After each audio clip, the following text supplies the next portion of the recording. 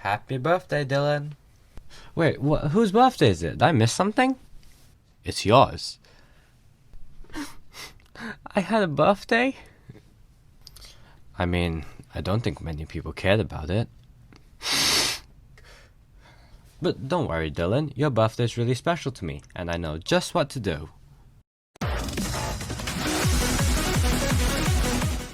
Hello everybody, I'm A2K and today is my fursona's first birthday. Now, this birthday isn't for anyone, it just means that I've been a furry for exactly a year now. And for those who don't know what a furry is, in short terms, it's someone who's into anther animals. In this video, I'm going to be looking at how I became a furry, what I did as one, and what I learned from being in the fandom. Also, this is my first time making furry content on my furry YouTube channel. Yay! So Dylan, how did you become a furry in the first place? Now that's a question I'm asked a bit too much. If anyone ever asks you then, they'll be sent here. My story starts very far back, further than the actual birthday of my fursona, all the way back in 2018. It's a nice November and I was a completely blank and normal person. I didn't find much interest in what I did and I didn't have many interests or hobbies, but I did want to draw memories of me and my friends. Turns out though, I can't draw humans, like, at all. Around that time, however, my friend showed me a picture of a fursona she drew, but just that it wasn't human, it was a cat. And at that point I thought, hey, that's nice, I'll try that too. And there, the first existence of my fursona. End my suffering! Anyways, why isn't this my fursona birthday? Well, it's because I didn't know what a furry was back then, and I didn't even know what any of this all meant. Now, let's go forward to the mid-year break of 2019. By now, I've done a bit of stuff with my OC, and he looks a bit better than he used to. I'm browsing the internet, and suddenly I discover these cute people called furries! Look at them! They're big walking animals, just like me. They look so adorable and huggable! And it was at that moment that I decided, hey, why not be one? So I threw my old OC aside, and on July 11th I digitally created my fursona and named him Dylan. Well, I know I didn't find you in a dumpster, but man, you still looked like trash. Thanks. Anyway, that's how I became a furry. After that, my life was all downhill. Exactly 1 month later, I revised my sona again. Give it 1 more month, and I've already got paws, just 8 weeks after being a furry.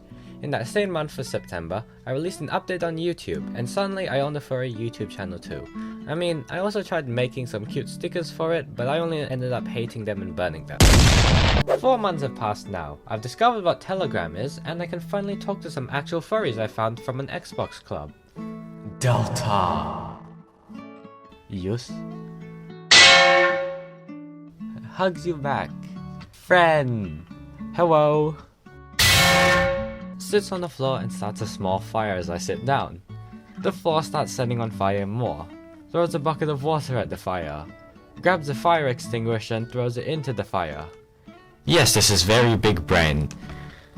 You see me in the fire with a cup of water drinking it. Throws Delta at the fire. You can do something.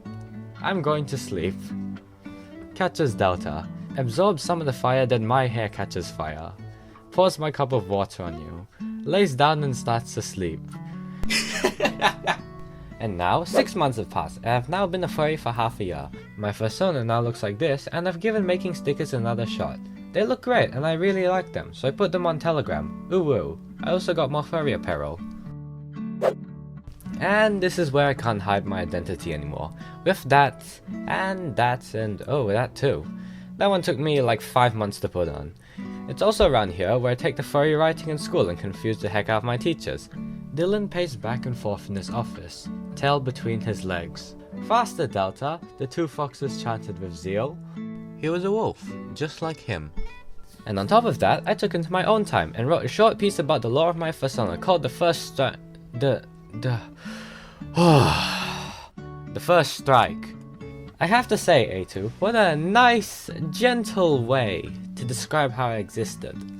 お前はもう死んでいる。何? 11 months. Being a furry is a big part of my life now. I've realized how much of my mind I dedicate to being a furry and just how much it means to me. My art has seen a bit of improvement, but I've still got a long way to go. Oh yeah, it's also about here where I have the great idea of making this video. And here I arrive now, just before my fursona's birthday. So, all in all, what has being a furry done for you, Dylan?